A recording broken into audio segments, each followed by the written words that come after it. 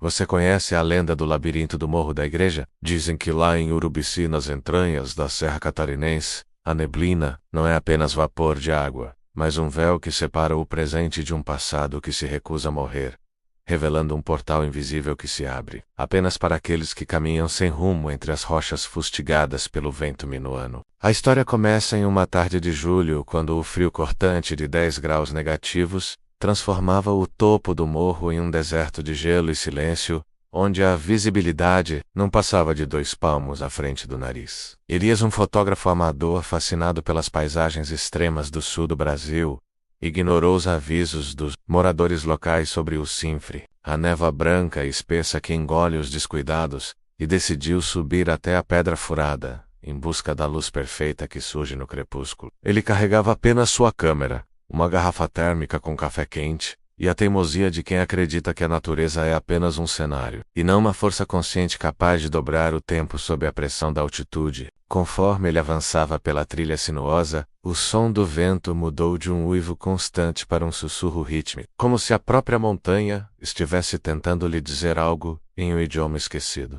A névoa, que antes era apenas uma barreira visual, tornou-se densa, viscosa e estranhamente quente contra a pele gelada de Elias, que sentiu o ar ficar pesado com o cheiro de madeira queimada e couro curtido. Desorientado, ele tentou retornar pelo caminho que julgava conhecer, mas os paredões de basalto pareciam ter se movido, formando um corredor estreito e desconhecido, que não constava em nenhum mapa turístico. O chão, antes coberto por vegetação rasteira e geada, agora era de terra batida e seca, e o silêncio da serra foi substituído pelo som distante de cascos de cavalos batendo contra pedras, e o estalar de chicotes no ar, ao dobrar uma curva apertada no que parecia ser um labirinto natural de rochas. Elias não viu mais a antena de comunicações, ou o mirante moderno, mas sim uma vila de casas de madeira rústica, e telhados de tabuinha imersa, e uma luz alaranjada de um sol que se recusava a se por homens. Vestindo ponchos pesados de lã bruta e chapéus de aba larga, passavam por ele com olhares vazios montados em cavalos magros, que soltavam fumaça pelas narinas. Mas ninguém parecia notar a presença do homem com roupas de nylon coloridas e equipamentos eletrônicos pendurados no pescoço. O pânico começou a subir pela garganta de Elias quando ele percebeu que as vozes ao redor usavam termos arcaicos,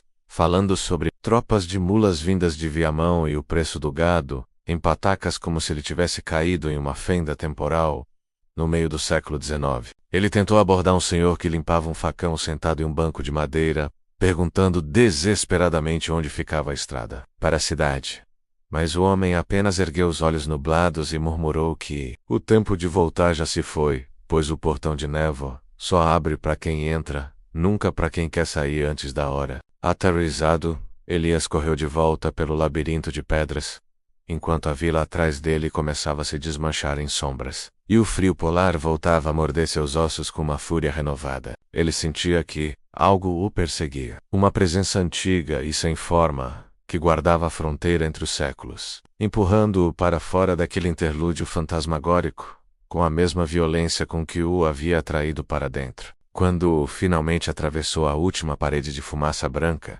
Elias caiu de joelhos no asfalto gelado do estacionamento do Morro da Igreja, sendo encontrado horas depois por guardas do parque em um estado de hipotermia grave e choque catatônico. No hospital em Urubici, os médicos ficaram intrigados ao encontrar no bolso de sua jaqueta moderna uma moeda de prata cunhada em 1845, perfeitamente preservada e brilhando como se tivesse acabado de sair da Casa da Moeda. Elias nunca mais foi o mesmo. Ele falava constantemente sobre rostos que conhecia, mas que haviam morrido há mais de 100 anos, descrevendo com detalhes minuciosos o interior de casas que não existiam mais, e o nome de famílias de tropeiros que só constavam